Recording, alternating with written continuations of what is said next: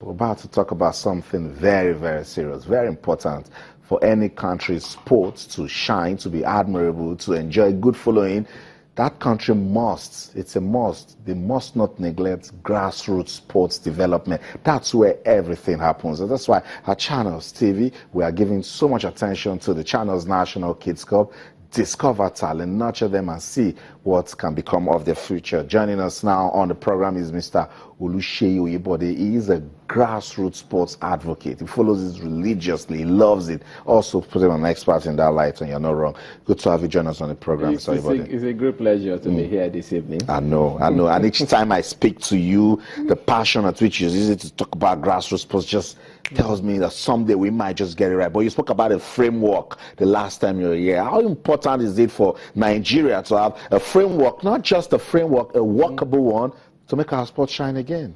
The basic thing is we've all been talking about talent, and there's 3 questions we fail to answer.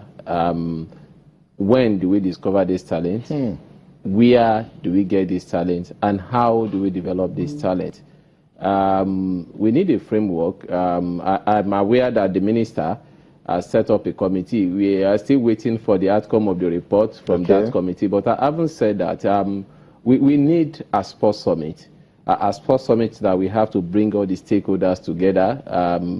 Sports from the grassroots starts from schools, from the local government, and everybody involved. We have to come on board and try as much as possible to say, these are the sports we want to run in the country. That's right. These are the seasons that we have to run that sports. And then the sponsors, so they know where and when and how to key in into development of these sports. Particularly when they believe in the credibility of the system. And that is when the framework we are talking about can easily work. So it's all about sitting down. Then a lot of questions. You are meeting the right people. You are meeting the people that you want to give your money to, and you want to be sure of the credibility. So these are the kind of things that we believe we have to do now in order to move forward. So, everybody, it's all encompassing. So much is involved because people just look at it. It's not just go to schools, gather some kids, and get them to play, and then we just go back to sleep. What are those that need to be involved? Who are the parties towards ensuring grassroots sports works in this country?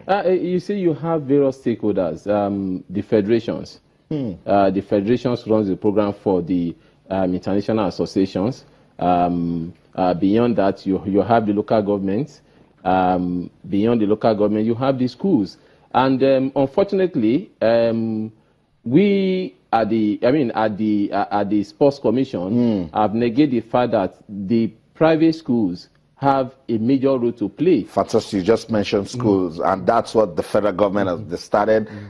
They've donated sporting equipment to 46 primary schools in Lagos. Pictures we're seeing now, the Nigeria Olympic Committee, they were involved. Look, and they're saying that at this level, primary school level, support is very, very important. But beyond the support, and this is what we are clamoring for, the height of a building is being determined by the kind of foundation you put in place.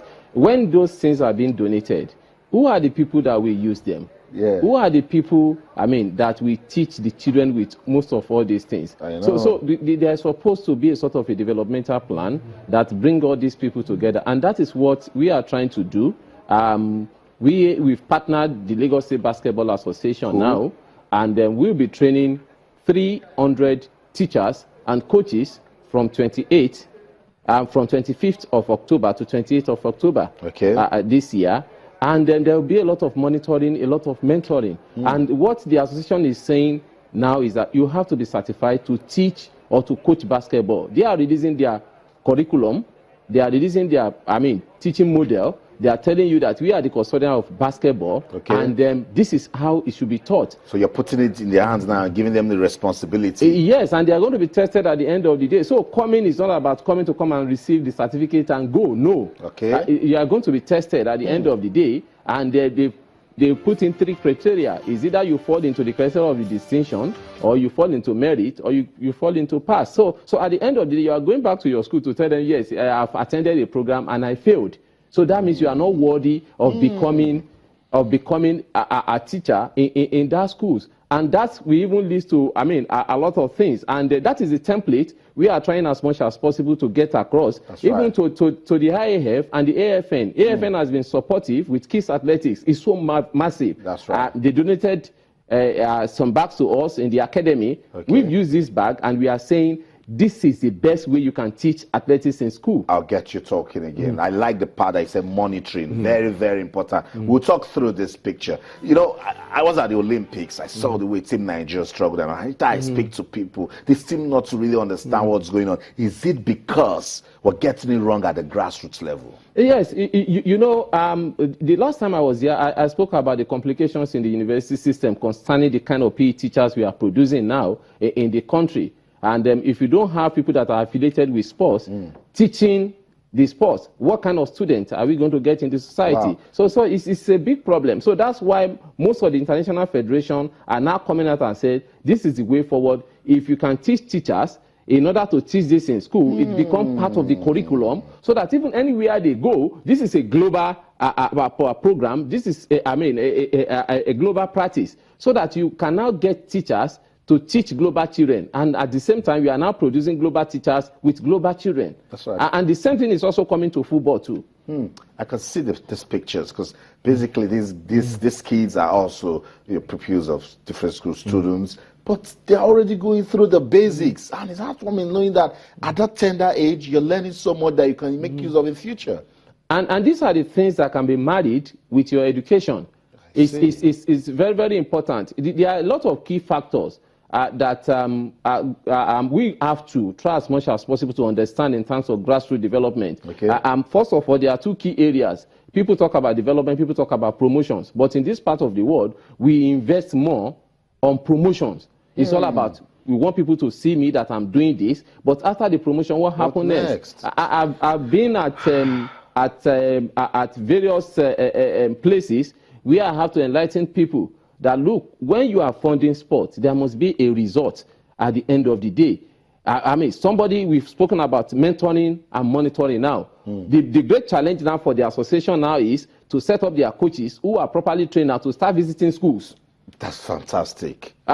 And the same thing will be peculiar to football, because we are talking now, we're in partnership with the Lagos State FA, with the Search and Groom, and we are bringing UEFA coaching into Nigeria. That's right. And over 50 countries have attached to that. So if from classroom now, you are having teachers that are certified, then that means you've started producing global teachers, global coaches, and they can now talk with their counterparts across the globe. And because it's a total package, this coach was with this child during a program. This child is back to class now, because the coach too is satisfied and is also, with the trend, he's monitoring and knows where to even help the child. Even the good thing is, if that child is leaving that school, if he's going to another school, the progress, the training continues. So that because you are going to meet the same teacher that has been trained, and if we don't do that, we are not moving. So, Mr. Everybody, we're just talking until we really take these things to the schools. That is the most, everybody has been talking about. In 2012, I told you what UK did. We are here before the Olympics. That's right. And I can easily tell you, age is on the side of most of all those athletes. Look at what they did at the Olympics. They are still going to repeat the same thing in Tokyo, in Japan. And I was browsing through the achievements. I've been an ardent follower of the British development of sports from 1996. They came 36 in 1996. That's right. Nigeria was 32. And that was the best achievement in Nigeria. Yes. And they decided to go back. The same thing was what they did when they failed to qualify for the USA 94 World Cup. That was what led to the development of the Premier League that everybody is now watching today. So they quickly rally around, they learn from the lesson. But the institution needs to help us in order to research into sports funding.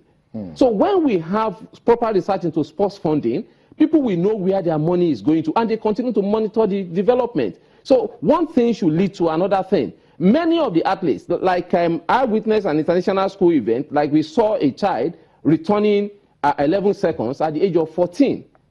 Wow. So if there's a proper developmental program, at the end of the day, that child should have been in Olympics now, winning medals, because that is how most of all those things have been developed. But even parents, we know how we are.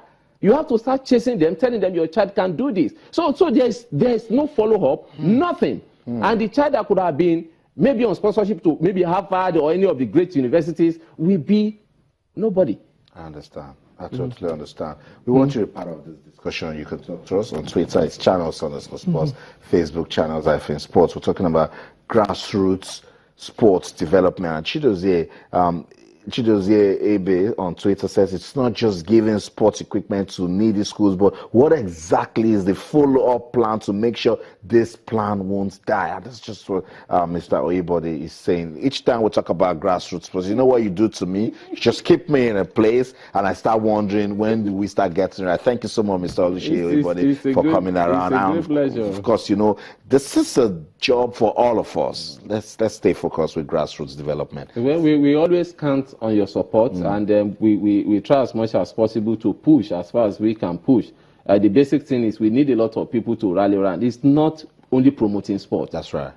Let us develop sport. One thing first before another.